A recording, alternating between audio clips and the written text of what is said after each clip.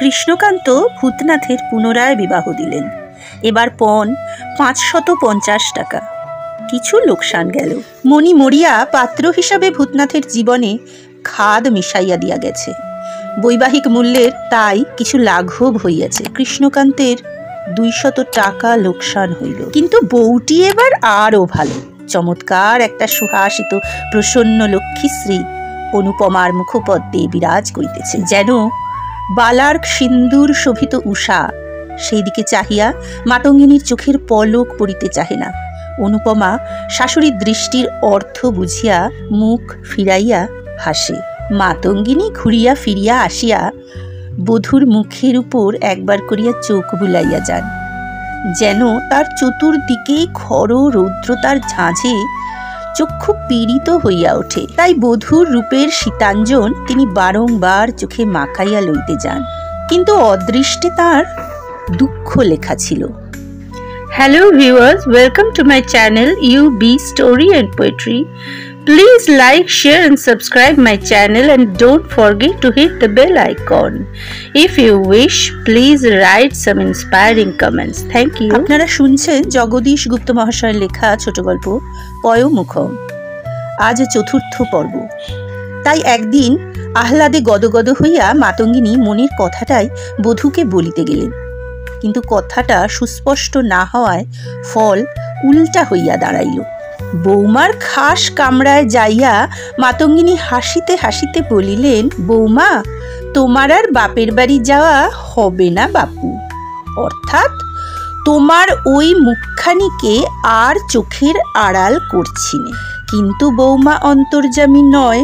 শাশুড়ির অভিলাষ শুনিয়া অনুপমা তার অনুপম চক্ষু দুটি তুলিয়া সোজা মাতঙ্গিনীর দিকে চাহিল, এবং মাতঙ্গিনীর আশা আকাঙ্ক্ষা অভিলাষ ঘূর্ণি বায়ুর মতো আবর্তিত হইতে হইতে কোথায় যে মিলাইয়া গেল তার চিহ্নও রহিল না। সে দৃষ্টির অর্থ যে কি, অপ্রকাশিত আশার পরেই এ যে কত কঠিন নিরাশ্বাস, উগ্র মনের কতখানি উত্তাপ যে ওই মুখখানির স্নিগ্ধ আবরণ ছাপাইয়া নিষ্পলক দৃষ্টির পথ ধরিয়া বাহির হইয়া আসিয়াছে, তাহা শুধু অনুভব করে মানুষের অঙ্গুষ্ঠ প্রমাণ প্রাণ পুত্তলি অধীর হইয়া ওঠে।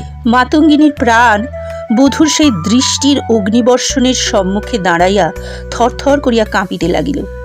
মাতঙ্গিনী সামলাইয়া লইয়া বলিলেন, কিছু মনে করো না মা, তোমার মুখখানি।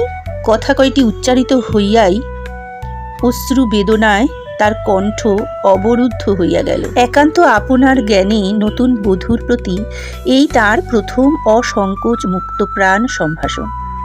বুক ভরা সোহাগের আরো কত কথা যে বলিবার ছিল, পাষাণী তাহা বলিতেই দিল না। মাতঙ্গিনীর মনে হইল আশাভঙ্গের এই কথাটা তিনি জন্মান্তরেও ভুলিতে পারিবেন না।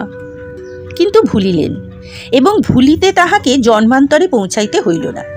দিন 3 মধ্যেই তাহার মাতৃ হৃদয় অজ্ঞান সন্তানের সুকঠিন অপরাধ মার্জনা করিয়া তাহাকে পুনরায় তার উদার অঙ্গনে বরণ করিয়া লইল। ভূতনাথ কলাপ সমাধা করিয়া এখন মুগ্ধবোধ আরম্ভ করিয়াছে। পিত্ত, বায়ু, কফ ইত্যাদি কোনটার প্রাবল্য কোন নারীতে প্রকট হয় পিতার উপদেশে তাহাও যেন সে অল্প অল্প হৃদয়ঙ্গম করিতে পারিয়াছে। কিন্তু অনুপমা নাক সিঁটকায়, বলে, কোবরেজি পরে কি হবে শুনি? ভূতনাথ বলে, কোবরেজি তো আজকাল বেশ মানের কাজ হয়েছে, পয়সাও তা জানি, কলকাতায় গিয়ে বসতে পারবে? ভূতনাথ যেন অপ্রস্তুত হয়ে পড়ে, বলে, দেশেও তো বেশ পয়সা আছে, আমাদের সেই বনমালী কোবরেজের মতো কোবরেজ হবে তো? তার তো নেংটিও জোটে না, আমরা তাকে বলি বোকরেজ মশাই। বলিয়া অনুপমা খিলখিল করিয়া হাসে। ভূতনাথ মর্মাহত হয়। কবিরাজিকে সে নিজেও বড় শ্রদ্ধার চোখে দেখে না। কবিরাজি যে হাল ফ্যাশনের খুব বড় একটা গর্বের জিনিস ইহাও সে মনে করে না। তবু কবিরাজি সে হইবে, অদৃষ্টের লিখন তাই নিজের স্ত্রীর মুখে সেই কবিরাজির প্রতি অপার অবজ্ঞার কথা শুনিয়া সে সত্যকার ক্লেশই পায়। কিন্তু অনুপমা মনি নয়। অনুপমাকে ধমক দিলে ধমকের প্রতিধ্বনি যাহার সঙ্গে সঙ্গে ফিরিয়া আসিবে, তাহা মূল ধ্বনিকে বহু গুণে পিছনে রাখিয়া আগাইয়া আসিবে, তাহা সে বেশ জানে। অনুপমা অন্যদিকে মুখ ফিরাইয়া থাকে। ভূতনাথ চলিয়া আসিতে পা তোলে। অনুপমা হঠাৎ জিজ্ঞাসা করে, তোমার নাম রেখেছিল কে? বাবা রেখেছিলেন। নামের মানে তো মহাদেব না? বলিয়া অনুপমা হাসিয়া আকুল হয়।